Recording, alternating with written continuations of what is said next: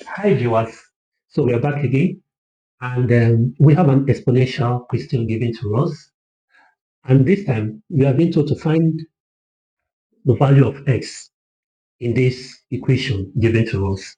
So let's dive in deep. Solution.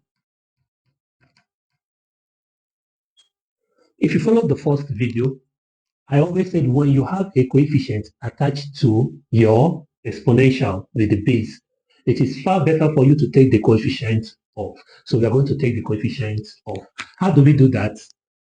We will have our question here: 4, 3, 2, x is equal to 108.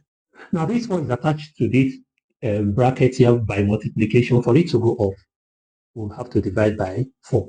Whatever you do here, you do it at the other side, so that 4 will go off.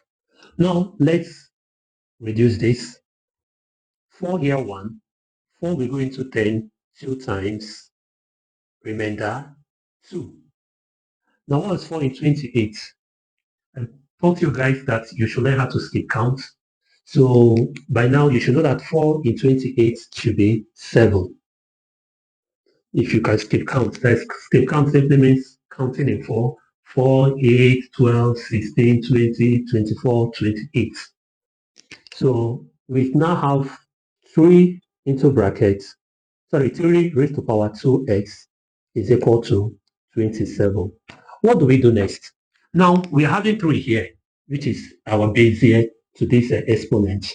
We need to change this 27. Is it possible? Yes, we can change it to 27 so that the base will also be 3. How do we do that? Let's check it out. We have 27. We want to write it in its prime numbers or prime way. We have 3 times 3. 3 times 3 is 9. Times another 3, this is 27. So this is simply 3 raised to power 3. So we can easily now say that 2x is equal to 3 raised to power 3. Now the base is the same. We equate the power. This becomes 2x is equal to 3.